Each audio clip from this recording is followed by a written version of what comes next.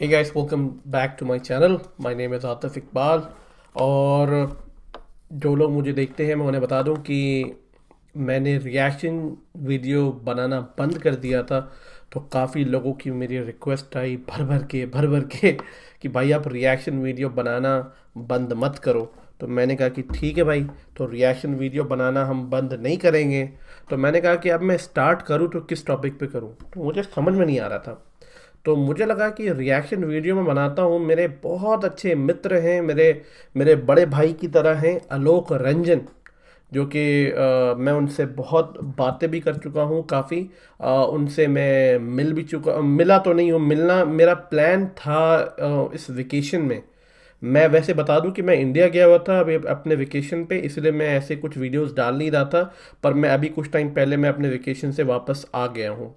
मेरा प्लान था आलोक सर से मिलने का, पर मैं मिल नहीं पाया क्योंकि शायद वो भी थोड़ा अपने गांव गए हुए थे और शायद मैं भी थोड़ा सा, मेरी तबीयत ख़राब हो गई थी इंडिया में जाने के बाद, क्योंकि पोल्यूशन की वजह से और सफोकेशन से मैं सांस लेने में मुझे बहुत प्रॉब्लम हो रही थी वहाँ पे। तो जिसकी वजह से मैं भी उनसे मिल नहीं पाया। पर ओवरऑल मैं यही कहना चाहता हूँ कि आलोक मेरे बड़े भाई की एक नई वीडियो आई है जो कि है S-400 वर्सेस जो उनका फेवरेट है नजब उल हसन जो भी है। वो थोड़ा सा ना, वो बड़ा अजीब बेवकूफ़ बंदा है नजब उल हसन। उसकी मैंने पहले भी एक वीडियो बनाई थी। वो मतलब कि बगैर फैक्ट्स बगैर किसी चीज़ को लेके अंड शंड बातें बोल रहा था। तो उस पर उन्होंने दोबारा एक और वीडियो बनाई है। चल के ये वीडियो देखते हैं। और आलोक आलोक सर से यही कहना है कि अगर आप मेरा रिएक्शन देखें तो ज़रूर बताना आपकी आपको मेरा रिएक्शन कैसा लगा इस वीडियो का। मुझे लगता है कि बहुत फ़नी होगा, क्योंकि आलोक सर का जो सेंस ऑफ ह्यूमर है वो बहुत फ़नी है। वो जो है वो मतलब वो भिगा भिगा के लेते हैं।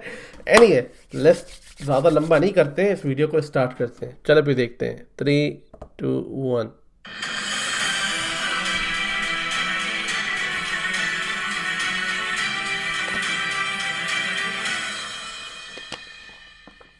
इस वीडियो में बताई गई सारी जानकारी पब्लिक प्लेटफॉर्म पर उपलब्ध है। इसमें ऐसी कोई जानकारी नहीं दी गई है जिससे हमारे सुरक्षा बलों की गोपनीयता भंग होती है। डिफेंस डिटेक्टिव सेना का सम्मान करता है और उन्हीं जानकारियों के आधार पर काम करता है जो सार्वजनिक रूप से मौजूद हैं।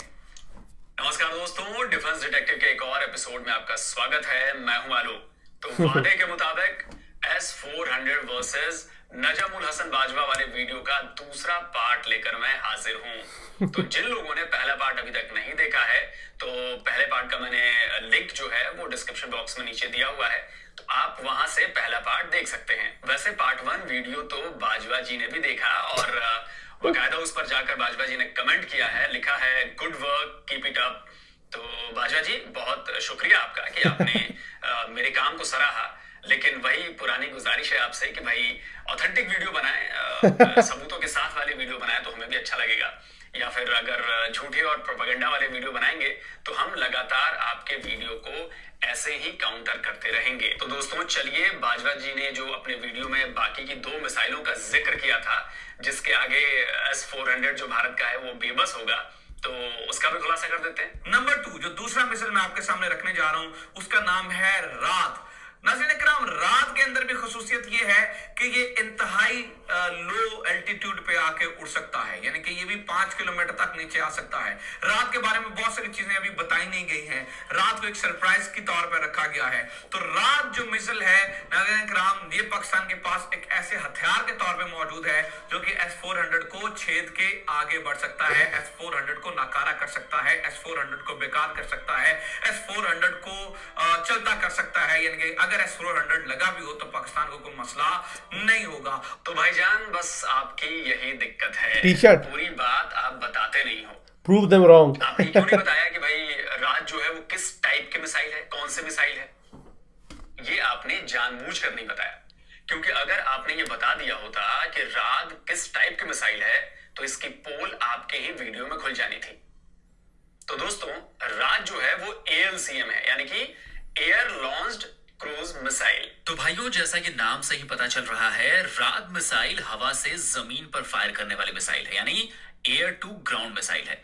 इसीलिए पहली बात कि जब भी रात मिसाइल को फायर करना होगा तो पहले इसे फाइटर जेट पर लादना पड़ेगा, फिर फाइटर जेट इसे लेकर उड़ेगा, इसके बाद एक निश्चित ऊंचाई और निश्चित दूरी तक इसे लाना पड़ेगा, इसके बाद तब जाकर मिसाइल फायर होगी। तो बाजवा साहब, पाकिस्तान कितना लंबा और कितना चौड़ा है ये तो किसी से छुपा हुआ नहीं है। अगर एवरेज चौड़ाई भी भारत की सीमा को ध्यान में रखकर निकालें तो ये करीब 600 किलोमीटर है। यानी करीब करीब आपका पूरा पाकिस्तान ही S-400 की डिटेक्शन रेंज में है।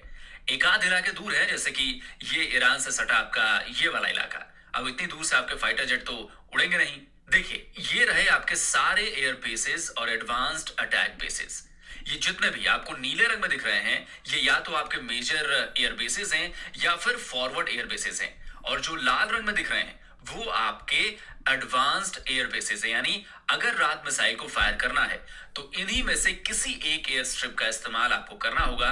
और जैसे ही आपके फाइटर जेट्स इनमें से किसी भी एयर स्ट्रिप से उड़ान भरेंगे, S-400 का रडार उसी वक्त उन्हें पिक कर लेगा, क्योंकि उसकी डिटेक्शन रेंज है 600 किलोमीटर और आपका पूरा पाकिस्तान उसकी डिटेक्शन रेंज में आता है। और साथ ही आपके सारे एयर बेसिस या एयर स्ट्रिप्स कहें तो वो S-400 की स्ट्राइक रेंज में भी हैं, क्योंकि करीब करीब सब भारतीय सीमा से 400 किलोमीटर की दूरी के अंदर हैं। यानी युद्ध की स्थिति में आपके जेट्स को पाकिस्तान के भीतर ही S-400 से मार गिराया जा सकता है। लेकिन ये तभी होगा जब भारत और पाकिस्तान के बीच फुल फ्लेज्ड वॉर छिड़ जाए। अब आते हैं राद मिसाइल की रेंज पर। पुरानी वाली मिसाइल की रेंज 350 किलोमीटर तक थी। अब जो दावा किया गया है कि इसका जो इंप्रूव्ड वर्जन है वो 600 किलोमीटर की दूरी तक मार कर सकती है। तो अगर आप इसे इतनी दूरी से भी फायर करते हैं तो S-400 इसे फायर होते ही डिटेक्ट कर लेगा, क्योंकि इसकी डिटेक्शन रेंज कितनी है? 600 किलोमीटर। इसीलिए S-400 उसे बड़ी आसानी से अपनी स्ट्राइक रेंज में आते ही मार गिराएगा। यानी 400 किलोमीटर दूर ही आपकी राद मिसाइल का बेड़ा गर्क हो जाएगा। पाकिस्तान के ही एयर स्पेस में भारत में घुस भी नहीं पाएगी राद मिसाइल। लेकिन बाजवा जी, आपकी मुश्किल सिर्फ इतनी बार नहीं है। राद जो है एक सबसोनिक मिसाइल है। इसकी जो रफ्तार है वो 0.8 मैक की है, यानी ये बहुत स्लो रफ्तार वाली मिसाइल है। और इसकी सबसे बड़ी दुश्मन जो है इसकी यही धीमी रफ्तार है। एयर डिफेंस सिस्टम द्वारा इतनी धीमी रफ्तार के मिसाइल को, वो भी जो एयर लॉन्च्ड होती है, उसे मार गिराना बहुत आसान है। कैसे, मैं आपको समझाता हूं। 0.8 मैक की रफ्तार को अगर किलोमीटर में तब्दील करेंगे तो ये होता है करीब 987 किलोमीटर प्रति घंटा, यानी 1000 किलोमीटर प्रति घंटा मान लीजिए। तब भी इसे 600 किलोमीटर की दूरी तय करने में करीब करीब 35 मिनट का वक्त लगेगा। और ये तो आप भी जानते हैं कि S-400 का रिस्पॉन्स टाइम बस कुछ ही मिनटों का है। अल जजीरा के आर्टिकल क्यों कई देश रूस के S-400 को खरीदना चाहते हैं, इसमें बताया गया है इसके रिस्पॉन्स टाइम के बारे में। Stockholm International Peace Research Institute यानी सिप्री के सीनियर रिसर्चर सिमोन वेजमैन ने कहा है कि इसके दूसरे जो फायदे हैं वो है इसका मॉड्यूलर सेटअप और हाई मोबिलिटी, यानी कुछ ही मिनटों के भीतर इसका सेटअप किया जा सकता है। इससे दुश्मन के टारगेट पर फायर किया जा सकता है और लॉन्चर को वहां से संभावित खतरे से बचाने के लिए हटाकर दूसरी जगह पहुंचाया जा सकता है। और ये सब कुछ चंद मिनटों में किया जा सकता है। इसी आर्टिकल में केविन ब्रांड, जो कि एक मिलिट्री एनालिस्ट हैं काउंसिल ऑन फॉरेन रिलेशंस के, उन्होंने अल जजीरा को बताया कि ये बहुत ज्यादा आसानी से ऑपरेट किया जाने वाला सिस्टम है। सबसे बड़ी बात कि ये रोड मोबाइल सिस्टम है, यानी इसे मूव करना बेहद आसान है। इसीलिए कई देश इसे लेना चाहते हैं। चलिए अब आपको बता देता हूं कि S-400 का जो रिस्पॉन्स टाइम है वो कितने मिनट का है। रूसी वेबसाइट है rasputin.ru, इसकी आर्काइव से ये आर्टिकल निकाला है। लिंक नीचे दिया हुआ है, वहां पर आप इसे चेक कर सकते हैं कि मैं जो कह रहा हूं वो सच है या फिर झूठ है। इसमें जब आप नीचे जाएंगे तो इसके टैक्टिकल और टेक्निकल स्पेसिफिकेशंस दिए हुए हैं। इसमें बताया गया है कि ट्रेवलिंग स्टेट यानी ऑन द मूव होने पर सिस्टम को डिप्लॉय करने में, इसकी तैनाती करने में सिर्फ 5 मिनट लगते हैं। जी हां, सिर्फ 5 मिनट। डिप्लॉय करने के बाद इसे कॉम्बैट रेडी बनाने में, यानी आसान भाषा में कहूं तो दुश्मन के टारगेट पर हमला करने के लायक बनाने में सिर्फ 3 मिनट लगते हैं। यानी कुल 8 मिनट में S-400 दुश्मन को निशाना बनाने के लिए तैयार हो जाता है। फिर तो राद मिसाइल उसे आधे घंटे से भी ज्यादा का वक्त दे रही है। अब आप कहेंगे कि भाई इसे पास में आकर फायर करेंगे तो क्या होगा? तो बाजवा जी, कितना पास? क्योंकि S-400 की डिटेक्शन रेंज है 600 किलोमीटर, इसकी स्ट्राइक रेंज है 400 किलोमीटर। तो कितना पास अगर आप इसे फायर करेंगे? और जैसे ही आप इसे जहाज पर लेकर उड़ेंगे किसी भी एयरबेस से, वो तो डिटेक्ट कर लेगा। आपका जो पूरा पाकिस्तान है वो S-400 के डिटेक्शन रेंज में है, तो कोई भी जहाज उड़ेगा तो वो इसे फौरन डिटेक्ट कर लेगा और वो जितना पास आता जाएगा इसे पता चल जाएगा। तो रात से S-400 को मार गिराना या बेबस करना या रात इसे डॉज दे देगी मिसाइल, ये तो भाई नामुमकिन है। रही बात आपके उस दावे की कि रात मिसाइल लो एल्टीट्यूड यानी कम ऊंचाई पर उड़ेगी, तो भाई S-400 के पास वो 9M96E2 मिसाइल है जो जमीन से 5 मीटर की ऊंचाई से लेकर 30 किलोमीटर तक की ऊंचाई के टारगेट को मार सकती है। तो क्या वो चुपचाप देखती रहेगी और आपके JF-17 तैयारी की सर्विस सीलिंग सिर्फ 17 किलोमीटर है, इससे ऊपर वो नहीं जा सकता? तो आप ही बताएं, 0 से 17 किलोमीटर की किसी भी ऊंचाई पर 600 किलोमीटर दूर से बेहद करीब तक कहीं भी आपका तैयारा उड़ेगा, रात मिसाइल को लेकर वो मारा जाएगा। बाजवा साहब, तो आपकी रात मिसाइल भी जो है वो बेवफा निकली, किसी काम की नहीं है। और मुझे आपकी उम्मीदों पर पानी फेरते हुए जरा भी अच्छा नहीं लग रहा क्योंकि भाई अब क्या करूं, ये मेरी मजबूरी है और मैं बगैर सबूतों के तो बात करता नहीं। तो बाजवा साहब, आपकी 2 मिसाइलें जो हैं वो S-400 के आगे फुस साबित हो गई हैं, तो अब आपकी एक तीसरी मिसाइल बची है।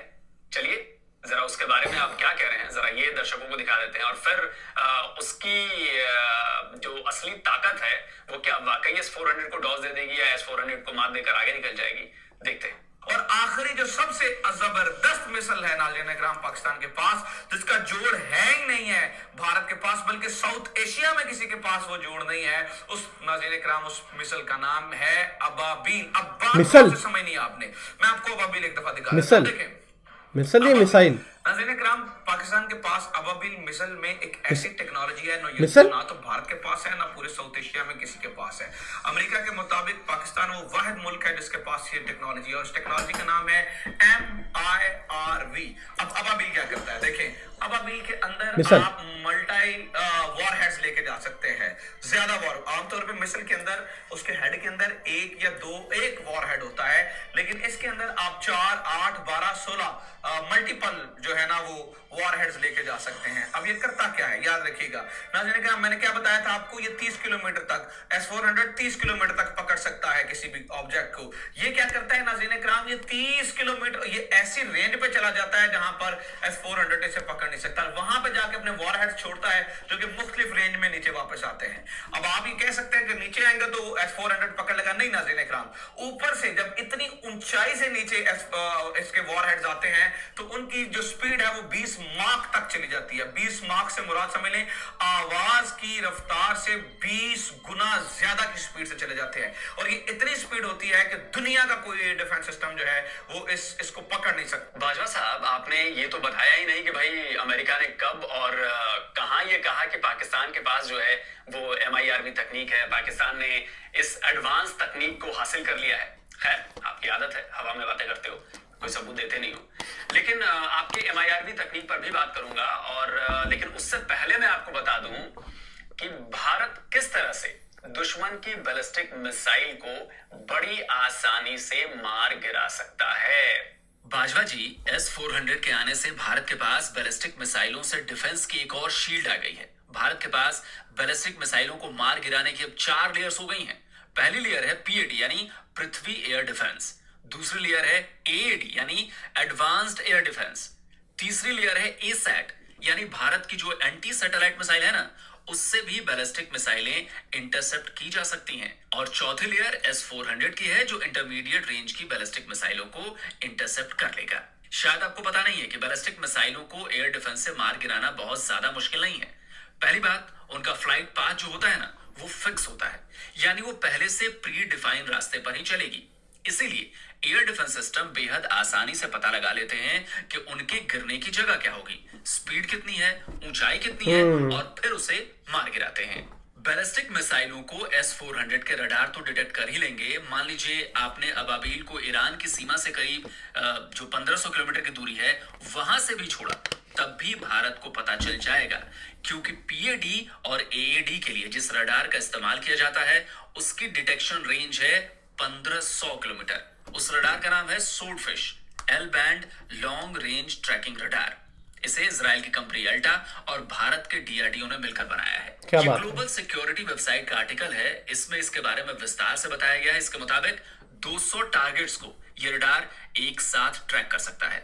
इसकी रेंज है 600 किलोमीटर, लेकिन ये पुराने वाले रडार की क्षमता है। अब हमने इसे सुपर स्वॉर्डफिश रडार में बदल दिया है। इसकी ताकत 2 गुनी हो गई है।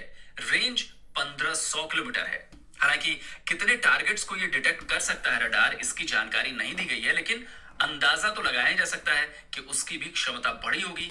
यानी ईरान के पास वाली जगह से भी अबाबील फायर हो गई तो भारत को पता चल जाएगा। हम इंतजार करेंगे और जैसे ही इंटरसेप्टर मिसाइलों की रेंज में अबाबील आएगी, बस काम तमाम। बाजवा साहब, आपने दावा किया इसकी स्पीड का। इसकी स्पीड है 20 मैक की। तो भाई साहब, ये जो रफ्तार है वो मिसाइल को मिलती है इसके आखिरी फेज यानी कि टर्मिनल फेज में, और वो भी धरती की ग्रेविटी की वजह से। उसके पहले इसकी रफ्तार 20 मैक की नहीं होती है जब वो फायर होती है। तो जब वो री एंट्री करती है ना, तब इसकी रफ्तार बढ़ने लगती है, क्योंकि ग्रेविटी से वो अंदर नीचे की तरफ खींचने लगती है। तो इसलिए पहले ये समझना बहुत ज्यादा जरूरी है कि बैलिस्टिक मिसाइल काम कैसे करता है। बैलिस्टिक मिसाइल के 3 फेज होते हैं, boost phase, mid course phase और टर्मिनल फेज। टर्मिनल फेज वो होता है जब मिसाइल का वॉरहेड री एंट्री करता है अपने टारगेट की तरफ। बूस्ट फेज और टर्मिनल फेज में बैलिस्टिक मिसाइल को इंटरसेप्ट करना बेहद मुश्किल होता है, क्योंकि बूस्ट फेज में पता नहीं चलता है कि मिसाइल कहां से फायर की जानी है। मिसाइल जब फायर हो जाती है तब पता चलता है, तो इसे इंटरसेप्ट करने के लिए जब तक सिस्टम रेडी होता है, मिसाइल मिड कोर्स में पहुंच जाती है। लेकिन ये तब ज्यादा मुश्किल होता है जब मिसाइल डिटेक्शन रेंज से कई गुना ज्यादा दूर से छोड़ी जाती है। लेकिन चूंकि यहां पर पाकिस्तान करीब करीब पूरा S-400 की डिटेक्शन रेंज में है, तो फायर होते ही आपकी अबाबील मिसाइल डिटेक्ट हो जाएगी। इसीलिए मिड कोर्स फेज में ही ये मार गिराई जाएगी। कैसे मारी जाएगी ये भी समझ लीजिए। अब तक जो जानकारी मैंने आपको दी है ना कि 60 किलोमीटर ऊंचाई तक के टारगेट S-400 के मिसाइल से बच नहीं सकते, तो चलिए एक और नया खुलासा करता हूं।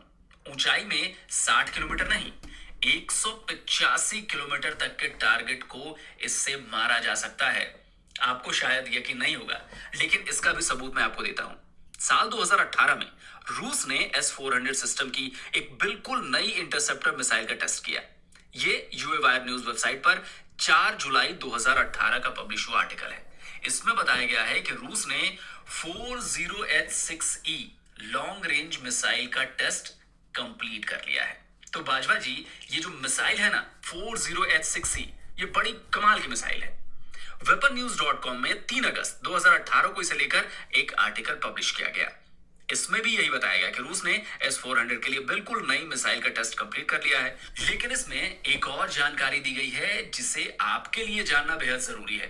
देखिए, यहां पर बताया गया है कि इसकी रेंज है 400 किलोमीटर, लेकिन एल्टीट्यूड टारगेट है, यानी कितनी ऊंचाई तक के टारगेट को यह मिसाइल मार सकती है, वो है 185 किलोमीटर। तो बाजवा जी, समझ लीजिए कि अबाबील के री एंट्री फेज यानी टर्मिनल फेज में आने से पहले ही ये मिसाइल उसे ठोक चुकी होगी। और यकीन मानिए, भारत के S-400 के पैकेज में ये मिसाइल भी शामिल है, और ये मिसाइल S-500 का भी एक प्रमुख हथियार है। और आपको तो पता ही है कि रूस ने S-500 भारत को ऑफर भी कर दिया है। इसके बाद बाजवा जी, आपने दावा किया है कि अबाबील मिसाइल में MIRV तकनीक है।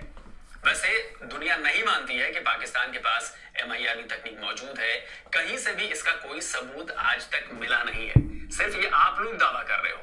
अब तक ऐसी कोई भी बात कहीं से भी पुष्टि नहीं हुई है कि आपके पास MIRV तकनीक मौजूद है। लेकिन अब सवाल ये है कि MIRV तकनीक होगी भी तब भी क्या S-400 डोज दे सकता है? मतलब S-400 कोई मिसाइल डोज दे सकती है? तो मैं आपको बता दूं कि MIRV तकनीक होने के बावजूद अबाबील मिसाइल S-400 को मात नहीं दे सकती। कैसे, समझिए। स्वॉर्डफिश रडार के बारे में आपको बता ही दिया कि कम से कम 200 टारगेट को ट्रैक कर सकता है। S-400 का जो रडार है उसकी क्षमताओं को दिखाने के लिए एक बार फिर आपको रूसी वेबसाइट rasputin.ru के उस आर्टिकल पर ले चलता हूं, जिसमें S-400 की क्षमताओं की विस्तार से जानकारी दी हुई है। इसका भी लिंक मैंने नीचे क्रॉस चेक करने के लिए दिया हुआ है। तो इसके मुताबिक S-400 का रडार एक साथ 300 टारगेट्स को ट्रैक कर सकता है और एक साथ 36 टारगेट्स को निशाना बना सकता है। बाजवा जी, ध्यान दीजिए, एक साथ 36 टारगेट्स। अब अगर बहुत है हवा भाई। फील्ड में आप 36 MIRV लगाकर भी भेजेंगे तब भी वो S-400 को डॉज ना दे पाएगी। आप तो यूट्यूबर हैं, आपके यहाँ के जो असली एक्सपर्ट्स हैं ना इस सब्जेक्ट के, वो क्या कहते हैं S-400 एयर डिफेंस सिस्टम के बारे में, वो भी सुन लीजिए। पहला तो ये है कि भारत में जब ये S-400 मिसाइल डिफेंस सिस्टम आया है उसको पाकिस्तान इग्नोर नहीं कर सकता। तो ये बड़ा फिट सिस्टम है। अगर वो पाकिस्तान के शहीद-वन जो हमारे लीडिंग कैपेबिलिटी के साथ लिंक अप मिसाइल करता है या पाकिस्तान के जो क्रूज मिसाइल की रेंजेस है तो उसके साथ ये बड़ा फिट सिस्टम है। पाकिस्तान के जो एक हम कहते हैं कि स्ट्राइकिंग कैपेबिलिटी जो है उसको काउंटर करने के लिए इंडिया का इंटरसेप्टर नहीं है। अब ये उसकी स्ट्रेंथ या एक फॉल आप कह सकते हैं बूस्ट करेगा इंडिया की सेल्फ सिक्योरिटी की। तो बाजवा जी, आपने जिन 3 मिसाइलों का जिक्र किया अपने वीडियो में कि इसके जरिए पाकिस्तान जो है वो S-400 को मात दे देगा, S-400 एयर डिफेंस सिस्टम को डॉज दे देगा, पाकिस्तान के पास पहले से ही 3 मिसाइलों की सूरत में इसका तोड़ मौजूद है, तो भाई आपका ये झूठ बेनकाब हो गया है। ये तीनों मिसाइलें आपकी S-400 के आगे फ्लॉप साबित हो चुकी हैं और ये मैं चैलेंज के साथ कह रहा हूं। देखिए, हर सिस्टम 100% फुल प्रूफ नहीं होता, लेकिन S-400 एक ऐसा सिस्टम है जिस पर विश्वास किया जा सकता है, जिस पर भरोसा किया जा सकता है और इसीलिए दुनिया इसे मानती भी है, दुनिया इसके बारे में कहती भी है। तो थोड़ा पढ़ लिख लीजिए, सेंसिबल होकर वीडियो बनाइए तो हमें अच्छा लगेगा और सबूत जरूर दीजिए कि आपने जो दावे किए या दावे जो आप करते हैं वो यहाँ से रेफरेंस लिए हैं, यहाँ से लिंक लिया है, यहाँ पे इसने कहा है, उसका सबूत जरूर दिया कीजिए। तो दोस्तों, थोड़ा समझाने के चक्कर में ना, अच्छी तरह समझाने के चक्कर में वीडियो थोड़ा लंबा हो गया, इसलिए माफी चाहता हूँ। आइंदा से कोशिश करूंगा कि थोड़ा शॉर्ट ही रखा करूं, लेकिन क्या करूं, डिटेलिंग इतनी ज्यादा होती है कि जरूरी हो जाता है कि बहुत अच्छी तरह से लोगों को समझ में आ जाए कि जो लॉजिक में दे रहा हूं, जो बातें मैं कह रहा हूं, वो सही कह रहा हूं। तो दोस्तों, उम्मीद है कि ये वीडियो आपको पसंद आई होगी और भाई अगर पसंद आया है वीडियो तो जल्दी से जल्दी और ज्यादा से ज्यादा शेयर करिए, लाइक कीजिए ताकि देश के कोने कोने तक सही और सटीक जानकारी पहुंचे। तो जल्दी हाजिर होता हूं एक और नए वीडियो के साथ। नमस्कार, जय हिंद। तो यहाँ पे वीडियो हो गई है ख़त्म। वीडियो में देख लिया कि आलोक सर ने कैसे बाजवा की वाट लगाई। बाजवा फिर से अकेली फालतू की बातें कर रहा है। मतलब वो आए अपने मिसाइल की तारीफ करे जाए, वो आता है इंडिया की मिसाइल की बुराई करता है फिर जाता है। इतना बड़ा गधा इंसान है ना, पता नहीं क्या है इसको लत लगी पड़ी है कि हर चीज़ में इंडिया को घुसड़ देता है। और उसको झूठ बोलने की ज़रूरत ही क्या है कि इंडिया के छक्के छुड़ा देगा। भाई मिसाइल तो बना अपने कंट्री के लिए, थोड़ा ना कि भाई सामने वाला आदमी जलेगा नहीं। That's very insane. तो इसलिए मैं देता नहीं हूँ किसी ऐसे लोगों को पैसे। पर एनीवे, वीडियो आलोक सर की अच्छी थी। नजब साहब, शायद अगर आप वीडियो अच्छी बनाएं तो अच्छी बात है। वैसे काफ़ी अच्छी वीडियो थी। S-400 के बारे में बहुत सारी चीज़ें पता चली। आई होप कि ऐसा कुछ हमें देखने को मिले इन द फ्यूचर में। But overall it was a very nice video done by mister Alok sir. बहुत अच्छी वीडियो बनाई है। ठीक है, देखते हैं फिर क्या होता है आगे। पार्ट 3 कब आता है इनका, नजमुल हसन का। बड़ा फनी वीडियो है। एनीवे, मैं आपसे मिलता हूँ नेक्स्ट वीडियो में। तब तक के लिए टेक केयर और अपना ध्यान रखें।